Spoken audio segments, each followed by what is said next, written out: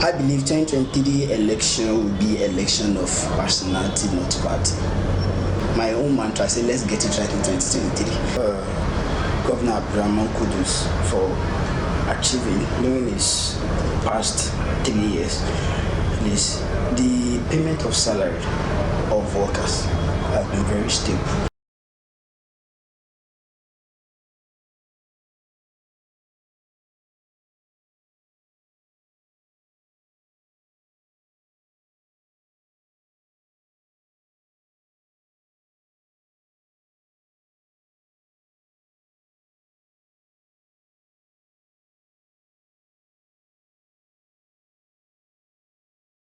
Today with us we have Honorable Dunmoye Abayomi Yahaya, who is going to be our guest today on politics in Emirate. Honorable, welcome to the show. All right, thank you, Mr. Abdul, for this invitation.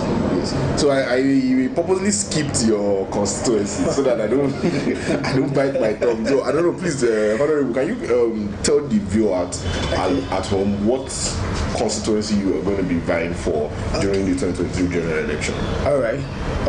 Like you rightly said, I happens to be the Labour Party candidate under Dunmoye Abayomi constituency in Moro local government, Kwara State. Okay. Now, as a youth, what prompted you into getting into politics? Right. There is this normal saying that we youth, we do complain that we have old set of people ruling us in this country. Fine. And right from my school days to university, polytechnic days, I've always been a unionist. I always partake in union activity, and at a point I happen to be the registrar of the National Association of Kwara State Students for a chapter. And when I was in university, I happened to be the general secretary of my department, and I happened to be a chairman for a faculty, School of Agriculture and Agricultural Sciences, and also a SWEC member of Federal University of Technology, Mina. So with that alone, and going back to my family tree, my grandfather happens to be a one-time contestant for the chairman of Moro local government. I have an uncle that emerged as councillor of my ward, Jabba ward. So I still have others that contest, but maybe they lose due to the electionary process. So alone with that, it's good for me to be in politics. But one of the most important things I put in mind is that I ask myself, we are clamoring for change. If actually we want the change that we want in this country, we youth also we need to participate in politics. So we can come up with our own idea and see how best we can achieve a better country of our own dream. It's obvious based on that you are in a lineage filled up with leaders and politicians. Yes. So that's even enough. That's enough reason to actually venture into politics. Yes. But Honorable Abayomi, let me quickly ask you: Dunmoye constituency. What exactly? Can you give me 3 things you feel the constituency needs urgently? Yeah, one of the things that has been the problem of our constituency is that there are some sort of marginalization when it comes to sharing of positions, allocations of projects and some other things. And also the development pace is a bit different if you compare to like Ilorin as a whole. And in our local government, we have 17 wards.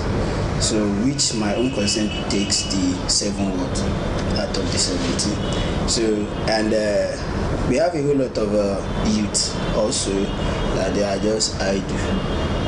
And they say an idle and is a devil workshop.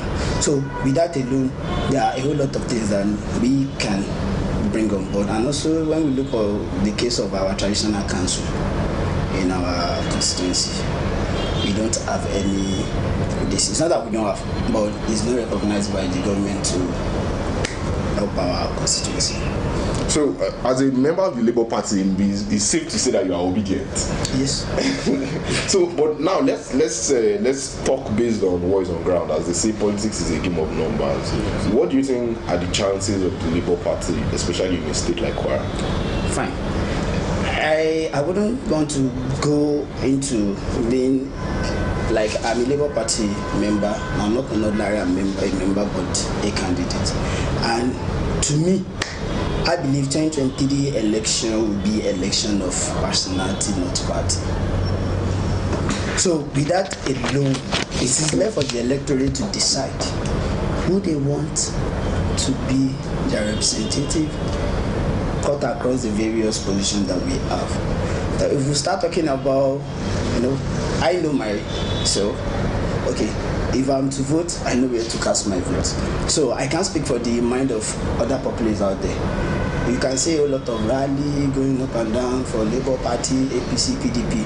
It's just a way to sell their candidate or to canvass people to vote or to look towards their direction. At the best of interest of everybody, if we get it right, like my own mantra, say let's get it right in 2023. If we get it right, we'll enjoy. And if we don't get it right again, whatever be the consequence, we'll be in the country, and we pray it shouldn't be something that will go wayward or out of hand, that won't be able to be as a citizen of this country. So since standing on your mantra, let's get it right 2023, we're going to go on this quick commercial break and we are going to be right back. We ask questions that hint their ambitions, intentions, and Welcome back, beautiful people, to Politics in the Emirates, showing on STEMA TV. And we have with us in the studio Honorable Dunmoye Abayomi Yahaya, who is going to be representing Lanwa and AG constituency.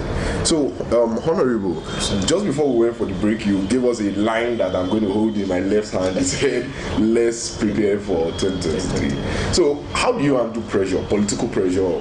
How do you handle it? As a youth, I know we are still trying to build something for ourselves. Now politics coming into it. How have you been?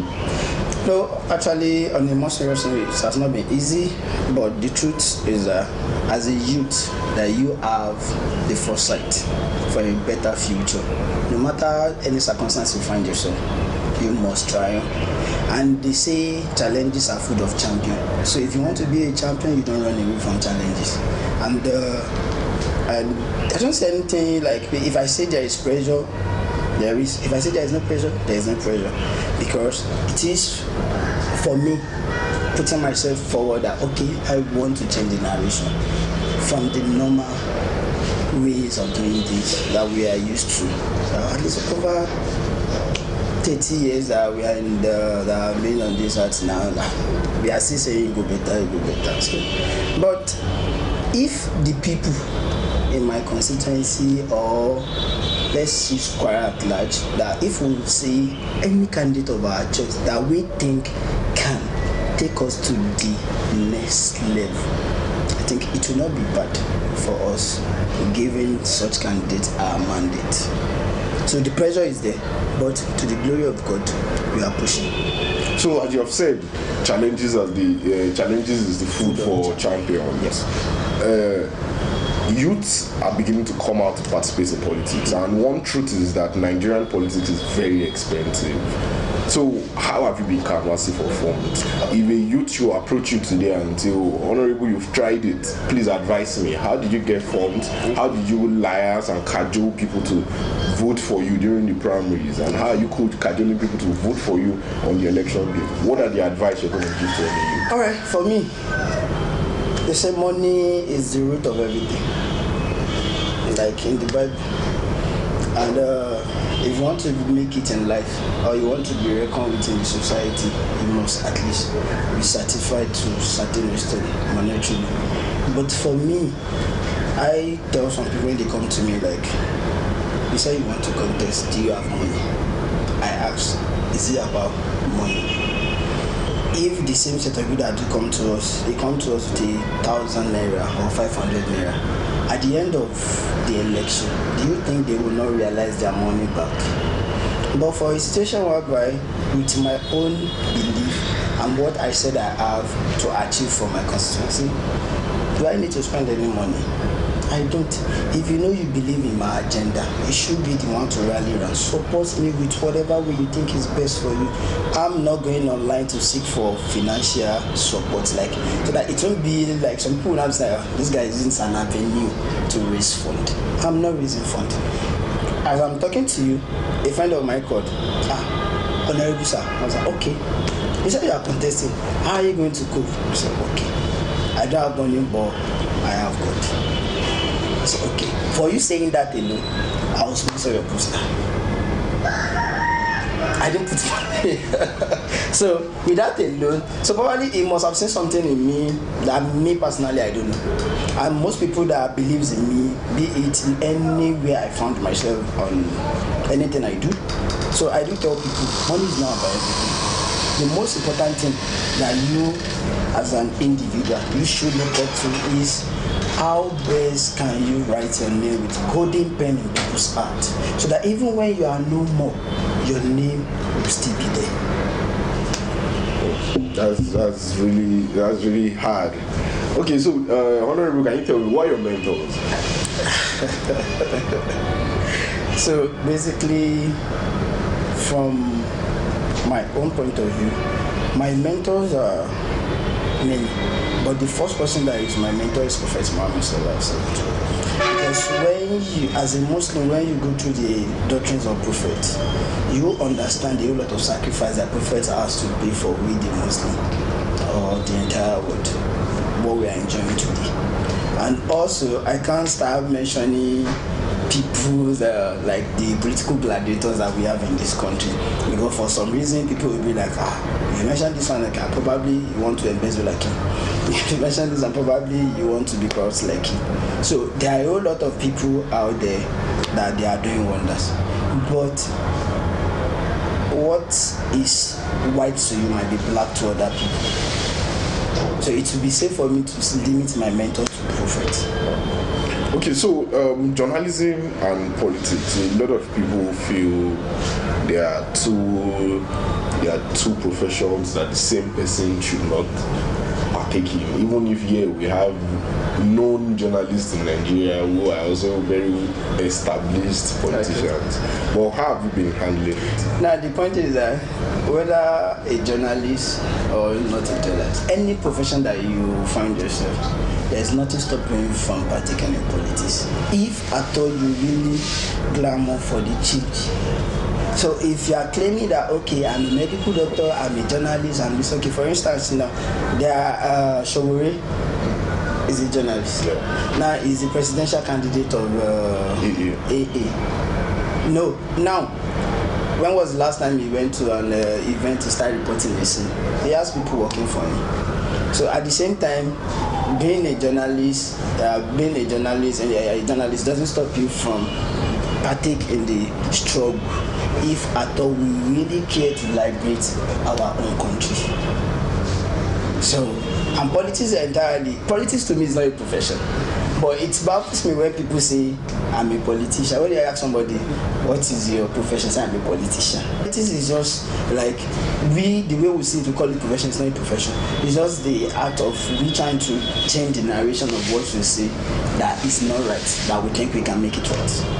Alright, beautiful people, we're going to take another quick commercial break, and Politics in the Emirate will be right back.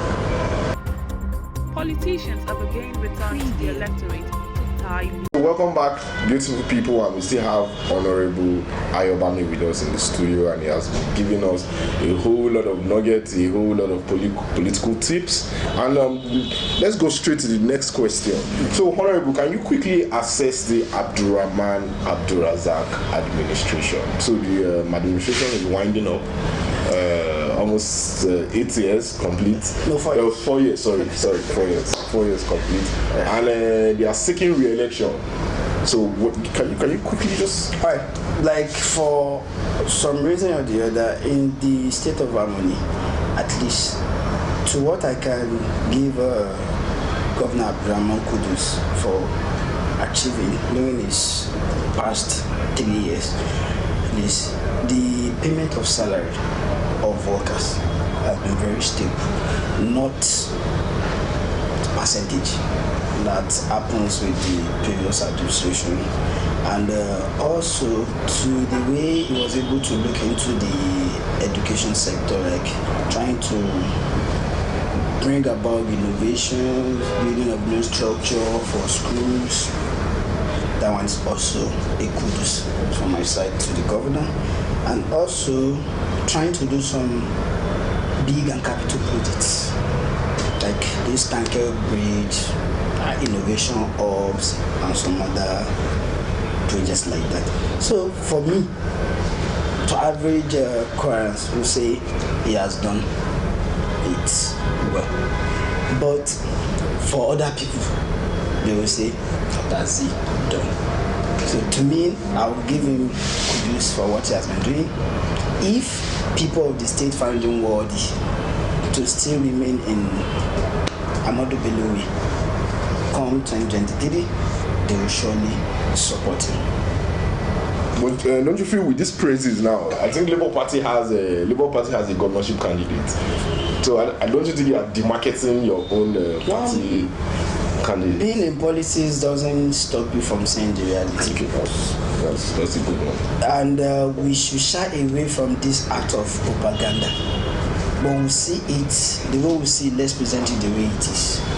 If it's something that goes wrong, let's say that it is wrong. So there is nothing bad in you sharing your opinion. Having a Labour Party candidate as governorship aspirant, dim if it's down, everybody has been doing their best to ensure we canvass the people. Okay, we the Labour Party, who believe we can change the situation, who believe we can do this, fine.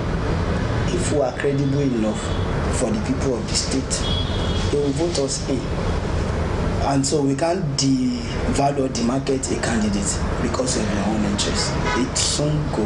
Though it's what is happening in the political terrain, but that's not the best way to go. Because with that alone, we are not bringing the unity that we should be coming together. I really hope every youth candidate is like honorable, because honorable is just so he's not taking politics like you do other affairs. Quickly, this honorable, let me ask you, what's your day like when you wake up in the morning? I know politicians, they say you don't sleep early. Actually, like even before I happens to be the candidate of the Labour Party, I'm this nocturnal type of being. I function most at night. Like, because that's the best time for me to think, to do my assignments, to do some research on like probably if I want to read, to improve my knowledge and some other things. So, but when I wake up in the morning, for a Muslim guy like me, I do my salat. Thereafter, I do some supplications, and I do little exercise. If there is chance to do the exercise, then I move on to my normal activity. Actually, aside journalist of a day, I do a lot of things. Since I still have the bone, still very strong, let me use my early age to also add, so that when the time comes, I can relax to enjoy what I've used. I'm also into tech.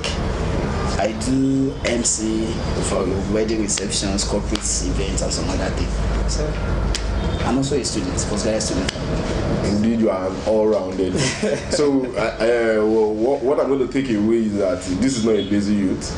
This is even if he is going to become eventually an honorable, what you can take from him, by the grace of God, what you can take from him is that he is hardworking and he has a day-to-day job aside politics. So we're going to go on another quick commercial break and we'll be right back. Ends on politics in the Emirates. Welcome back, beautiful people, and I remain your host, Habib Akeoshala, on Politics in the Emirates. So, with us in the studio today is Honorable Ayobami, and he's going to be representing Lanwa and AG constituency, vying for the Kwara State House of Assembly seat under the Labour Party. So, he has been with us and he has gone through a whole line of thoughts from Kwara State to Nigerian youths to himself, to the Labour Party, and to politics in general. But before he goes, let's quickly ask again, Honorable. So what are the problems you feel the Nigerian president is always facing that we have not had a president that has gotten it right? I think one of the major problems still boils down to this issue of unemployment. That one is a serious problem that we have been facing since the era of Obasanjo, when we started the democracy thing, and also now that we have issue of security. Insecurity is getting alarming day in, day out. and the most of all is power. Now, when you look at the rate at which we are growing as a country, you look at Nigerian youths, go to entertainment sector. We have Nigerians that are doing wonderfully well. Music sector, like the likes of Whiskey, Fireboy, and the likes.